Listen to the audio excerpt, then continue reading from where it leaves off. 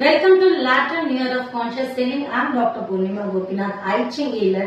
தொடர்ந்து நம்ம கிளினிக்ல I-Ching healing பண்றதுனால ரொம்ப பேரு அவங்கவுங்க ப்ராப்ளம்க்கு சொல்யூஷன் எடுத்துட்டு அவங்க லைஃப் ரொம்ப ஜாய்ஃபுல்லா ஈஸியா கொண்டு போயிட்டு இருக்காங்க. இந்த I-Chingனா என்ன?